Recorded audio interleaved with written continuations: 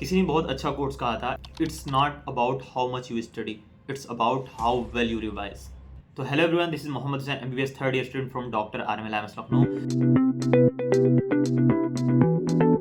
To be honest, अगर आपके 450-300 number आ रहे हैं तो डजेंट मैटर, बट आप जीरो पे हैं तो आपके लिए बहुत डिफिकल्ट होगा। लेकिन अगर 450, 500, 350 नंबर आ रहे हैं तो you are at a good position कि आपका सिलेक्शन आराम से हो सकता है। तो मैं कुछ पहले साइंटिफिक तरीके बताऊंगा जिससे आप अपनी रिवीजन को बहुत बेहतरीन बना सकते हैं। 2-3 पॉइंट वीडियो में मैं ये बताऊंगा जिससे आपकी लॉन्गेटिविटी जो होगी ना और प्रोडक्टिविटी बढ़ जाएगी पढ़ने की। अभी आपको बहुत जरूरी है 13 से 14 आवर्स पर डे पढ़ने का। और उसके बाद में हम लोग सब्जेक्ट वाइज बात करेंगे, कैसे हम लोग सब्जेक्ट वाइज रिवाइज करें हर एक चीज को, ताकि हमारे दिमाग में चीजें रिटेन रह जाएं। And everything depend on your revision, trust me. अगर 2 महीने आप इफेक्टिवली रिवाइज कर लिए, मजा आ जाएगा, सच बता रहा हूँ। और कुछ स्टूडेंट ऐसे हैं जिनका अभी तक सिलेबस कंप्लीट नहीं हुआ, तो उनके बारे में मैं कहना चाहूंगा, try to complete within 10-15 days. कैसा भी करके वन शॉट वगैरह देख के आप ट्राई करो कि कवर कर लो। और ऐसा ना करो बैठ के कि बायोलॉजी के लिए 7-8 घंटे का लेक्चर देख रहे हैं पर चैप्टर, ठीक है। किसी का वन शॉट वगैरह देख के कवर कर लो। पहले हम लोग बात करेंगे रिवीजन करने का एक साइंटिफिक तरीका क्या है। तो पहली टेक्निक की हम बात करेंगे स्पेस रेपिटेशन टेक्निक। इस टेक्निक में हम लोग बात करेंगे कि अगर जैसे कोई भी चैप्टर आप पढ़ रहे हो, तो आज फर्स्ट डे आपका है वो, तो आपको 1-1.5 घंटा लगेगा ये ऑब्वियसली पढ़ने में, 1 घंटा मिनिमम लगेगा। नेक्स्ट टाइम आपको उसे 3 दिन पे रिवाइज करना है। 3 दिन पे जब आप रिवाइज करेंगे तो आपको ज्यादा से ज्यादा आधा घंटा लगेगा, उससे ज्यादा नहीं लगेगा। एंड देन आपको 1 हफ्ते पे रिवाइज करनी है उसे। ऐसे ही आपको जब अपने पूरी सब्जेक्ट है ऐसे ही पूरे कंपाइल करते हुए जाना है और ऐसे ही इसी तरीके से रिवाइज करना है। क्योंकि हमारा ब्रेन जो होता है ना, अभी आप पढ़ो, जो भी चीज पढ़ रहे हो उसको लगभग 60-70% रिटेन रहता है, उसके बाद भूल जाता है। लेकिन आप 3 दिन के बाद अगर रिवाइज करेंगे तो वो जो 40% आपका भूला हुआ रहता है वो रिटेन हो जाएगा। एंड ऐसे आप करते करते ग्रेजुअली आपका 90-95% आपका डाटा जो है दिमाग में पूरा रिटेन रहे। And second most important technique जो है, मैं अपना खुद यूज करता था नीट के टाइम, एंड अभी भी एमबीबीएस में भी यूज करता हूँ, एक्टिव रिकॉल। एक्टिव रिकॉल में क्या करना है आपको, जैसे आप कोई चैप्टर पढ़ लिए, अभी आप 10-5 मिनट का ब्रेक ले रहे हैं या कुछ भी कर रहे हैं या कहीं भी हैं, चाय पानी पी रहे हैं, कहीं भी बैठे हैं, आपको जस्ट पूछना है आपके दिमाग से कि यार मैंने इसमें क्या क्या पढ़ा था, क्या क्या था इसमें, क्या क्या पोर्शन था, इसके अंदर क्या टॉपिक्स थे, इतना इसका डाटा क्या था। जैसे ह्यूमन फिजियो ही आप पढ़ लिए कोई भी चैप्टर उठा के, तो इसमें क्या था, इसके क्या थे, पूरे आपको रिकॉल करने हैं। अगर आपको ऐसा तरीके से नहीं रिकॉल हो रहा है एक्टिव रिकॉल, तो मैं एक तरीका बताया था आपको कि आप क्या करें, जब भी आप पढ़ें चैप्टर को, तो आप डार्क हेडिंग जो एनसीईआरटी में दी हुई हो उसे एक बार लिख लें। And when you right that, तो उसके बाद क्या होगा कि आप वो हेडिंग्स में आप सोच सकते हैं, हेडिंग्स देखो कि हाँ इसके अंदर क्या था। तो इससे क्या होगा कि आपके दिमाग में वो चीजें फ्रेम हो रहेंगी और बार बार आप रिपीट करेंगे चीज, तो ऑब्वियसली आपको याद हो जाएगा, ठीक है। ऐसे ही आप कहीं 10-5 मिनट के लिए बैठे हैं तो आप अपने आंख बंद करके दिमाग में सोचें कि हाँ उस समय मैंने क्या पढ़ा था, उसमें क्या था, इसके फॉर्मूला क्या थे, ऑर्गेनिक केमिस्ट्री में ये रिएक्शन क्या था। तो इससे चीजें आपके दिमाग में लंबे समय तक रिटेन रहेंगी। And trust me, this active recalling is one of the most best effectively way of revision, ठीक है। एंड उसके बाद में अब बात करेंगे कि हम रिवाइज तो करें, क्योंकि हमें 10 से 14 घंटा डेली पढ़ना ही पढ़ना है, इसके अलावा कोई भी हमारा सोल्यूशन नहीं है, ठीक है। अगर आप चाहें कि 6 घंटा 4 घंटा पढ़ के आप सिलेक्शन ले लें तो दैट इज बेवकूफ़ी। और उसका जो भी कोई बता रहा है कि आप 4 घंटा पढ़ के सिलेक्शन ले लोगे तो वो बहुत बड़ा आपको फूल बना रहा है, ठीक है। तो अभी 10 से 14 घंटा आपको मिनिमम पढ़ना ही है। एंड ये पढ़ाई आपका ड्यूरेशन जो है, बच्चे बोलते हैं बैठ नहीं पाते हैं या इंटरेस्ट जो होता है लूज हो जाता है, आप बोर हो जाते हैं, तो ट्रस्ट मी ये तरीके जो मैं बता रहा हूँ 2-3 तरीके, इससे आप यूज करके क्या करेंगे ना कि आपका जो इंटरेस्ट रहेगा 10-14 घंटा तक बरकरार रहेगा। इसमें आपको क्या करना है कि जैसे आप पढ़ लो मान लो 40 मिनट के लिए, फिर आपको 10-5 मिनट के लिए ब्रेक लेना है। एंड इन दैट ड्यूरेशन आपको थोड़ा बहुत वॉक कर लेना है या और कुछ काम कर लेना है, या आप रिकॉल कर लें उस दरमियान जब आप वॉक कर रहे हैं तो रिकॉल कर लें कि हाँ इतने जितने मैं पढ़ा हूँ अभी 40-50 मिनट में क्या क्या चीजें मेरे दिमाग में रिटेन रह गई हैं, ठीक है। दूसरा तरीका ये है कि जैसे एक जगह बैठ के पढ़ रहे हो तो आदमी जगह से भी बोर हो जाता है। एंड ट्रस्ट मी, अगर आप लोकेशन चेंज करके पढ़ोगे, जैसे आप मान लो अभी बैठ के पढ़ रहे हो तो आप बाहर वॉक करके थोड़ा पढ़ लो, कहीं खड़े होकर थोड़ा पढ़ लो, कहीं लेट के पढ़ लो, तो इससे आपका इंटरेस्ट डेवलप रहेगा। एंड यही सब चीजों से आपका जो ड्यूरेशन है इंक्रीज होगा स्टडी का। नहीं तो आप कंटिन्यूअसली बैठ के 14 घंटा तो नहीं पढ़ सकते हो, और अगर पढ़ोगे तो उसके कॉम्प्लिकेशन भी बहुत आपको देखने को मिल जाएंगे। किसी को स्लिप डिस्क हो जाएगा या कमर में दर्द दिक्कतें स्टार्ट हो जाएंगी, ठीक है।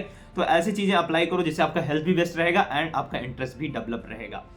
थर्ड टेक्निक आप ये यूज कर सकते हैं कि इंटरमिक्स करके पढ़ो। जैसे कि 1 घंटा हमने बायो पढ़ा, एक चैप्टर हमारा हो गया, मान लो 1.5 घंटे में हमारा एक चैप्टर हो गया। अब हमें नेक्स्ट क्या करना है, केमिस्ट्री पढ़ना है या नेक्स्ट हमें फिजिक्स पढ़ना है। तो इसे रील हम देखते हैं तो हमें इतना 1.5-2 घंटा इंटरेस्ट कैसे डेवलप रहता है कि हम 2 घंटा तक रील देख लेते हैं, क्योंकि हर समय हमें नया चीज फीड कराया जाता है। तो यही चीज आप अपने दिमाग के, तो ये आपके दिमाग की प्रॉपर्टी होती है, क्योंकि उसे हमेशा नया चीज अगर मिलेगा तो भी वो ज्यादा इंटरेस्ट दिखाएगा।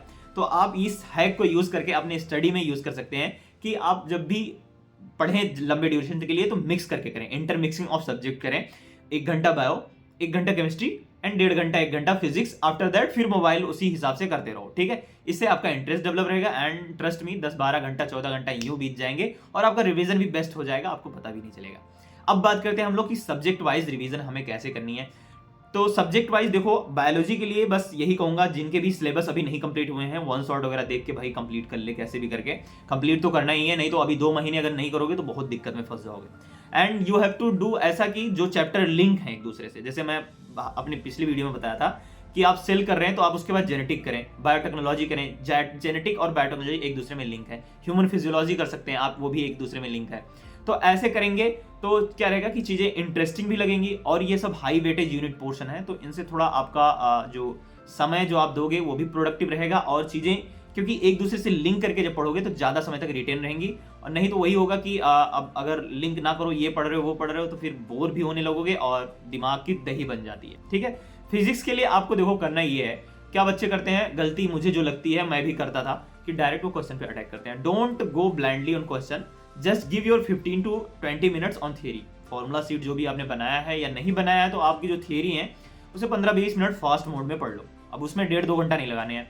उसके बाद में आप क्वेश्चन पे अटैक करो एंड ट्रस्ट मी, आप क्वेश्चन लगाओगे ना तो आप बहुत मजा आएगा लगाने में, क्योंकि आपके दिमाग में फॉर्मूला चले गए हैं, तो आप बहुत अच्छे से कर लोगे चीजें। अभी फिजिक्स में रिवीजन करने के दरमियान आपको क्या करना है, जेईई मेंस और एडवांस के क्वेश्चन ना लगाने बैठ जाना, नहीं तो बहुत हालत खराब हो जाएंगे। एंड ट्रस्ट मी कि नीट का क्वेश्चन तो आसान ही आ रहा, आप लोग देख रहे हैं, हर साल लोग कहते हैं टफ आएगा, बट हाँ थोड़ा मॉडरेट लेवल तक क्वेश्चन प्रैक्टिस करते चलो, अगर टफ आया तो सबके लिए आया, आपके लिए ही नहीं, ठीक है।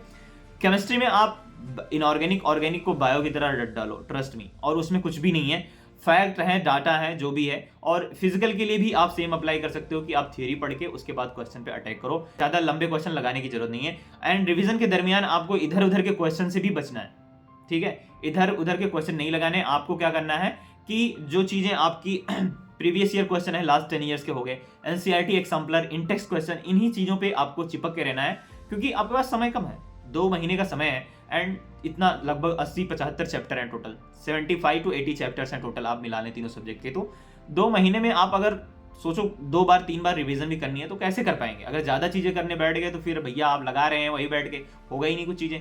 तो ये चीज आपको माइंड में रखनी है। And one of the best thing revision के लिए जो जरूरी होता है, मैं जो समझता हूँ, क्योंकि बच्चे जब पढ़ते हैं रिवीजन करते हैं तो बुक देख के रिवीजन करते हैं तो उन्हें लगता है सब आता है, लेकिन जब आप मॉक टेस्ट देते हो तब आपको रियलाइज होता है कि हाँ हमारा गलत क्या हो रहा है, हमें कहाँ से क्वेश्चन हमारे बन नहीं रहे। तो जब मॉक टेस्ट आप दे रहे हो तो मॉक टेस्ट को एनालाइज करो, बहुत ही बेस्ट तरीका है वो रिवीजन करने का। इससे क्या होगा, आपको पता चलेगा कि हमारा कौन सा पोर्शन वीक रह गया। जो पोर्शन आपका वीक रह जा रहा उसको जब आप रिवीजन करो तो उसको ज्यादा फोकस देना है, उसी पे तो काम करना है जो वीक रह गया। अगर वही वीक को इंप्रूव कर दिए ना, वीक वाला अगर पोर्शन इंप्रूव हो गया तो स्ट्रांग है ही, तो आप महा स्ट्रांग हो जाओगे और सिलेक्शन में आसानी होगी। रिवीजन के दौरान ये ना करना कि बैठ के इंट्रोडक्शन पढ़ रहे हैं, जो चीजें जहां से क्वालिटी क्वेश्चन आ रहे हैं उसी को आपको पढ़ने हैं कि हाँ इसमें ये डाटा है तो इसको हमें याद करना है। नहीं तो बच्चे क्या करते हैं, शुरू से चैप्टर स्टार्ट करते हैं, इंट्रोडक्शन पढ़ने लगते हैं। तो आपको थोड़ा स्मार्ट तरीके से काम करने हैं, आपकी प्रोडक्टिविटी भी बढ़ेगी, रिवीजन करने का तरीका भी होगा और आप साथ में मॉक टेस्ट भी देंगे। अगर आप अभी रिवीजन स्टार्ट किए हैं तो वीकली 2 मॉक टेस्ट दें, लोगों की बातों पे ना जाएं कि डेली 1 मॉक टेस्ट देना है। अगर आप डेली देंगे तो डिस्प्रेशन में चले जाएंगे, समझ गए। तो वीकली 2 मॉक टेस्ट देना है आपको। एक चीज याद रखो कि हमारे सर कहते थे कि मन के हारे हार, मन के जीते जीत। तो आप अपने आप को भरोसा दिलाना है कि बहुत से लोगों के यार 450 नंबर आते हैं। मैंने अभी एक रिसेंट में इंटरव्यू लिया, उसके 450 नंबर आते थे। 2-2.5 महीने में रिवीजन करा, मॉक टेस्ट दिया, एनालाइज करा, वीक पोर्शन अपने सिलेक्शन ले लिया। तो ऐसे ही हो सकता है आपका। अगर आप अपने आप को बताएंगे कि मैं कर सकता हूं, हो जाएगा मुझसे, तो ऑब्वियसली कर लेंगे। लेकिन आप अगर वही नेगेटिव वे में लेंगे कि नहीं हो पाएगा मुझसे, कैसी होंगी इतनी चीजें, तो बहुत ही मुश्किल हो जाएगा आपके लिए। होप की वीडियो हेल्पफुल लगा होगा। अगर आपको अच्छा लगा तो अपने दोस्तों के साथ शेयर करो एंड सब्सक्राइब करो। जो भी दिक्कत प्रॉब्लम आ रही कमेंट में पूछो। And if you need personal guidance मुझे इंस्टा पे फॉलो कर लो, बहुत से स्टूडेंट जुड़े हुए हैं एंड मैं जब भी टाइम मिलता है मुझे बताता हूँ उन्हें क्या करना चाहिए क्या नहीं करना चाहिए। ऑल द वेरी बेस्ट मेरी तरफ से।